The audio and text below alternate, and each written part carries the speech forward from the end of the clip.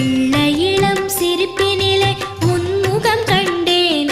அது பேசுகின்ற மழலையிலே உன் மொழி கேட்டேன். கள்ளமில்லா நெஞ்சில் எல்லாம் உன் அருள் கண்டேன். எங்கள் கன்னி தமிழ் கவிதைகள்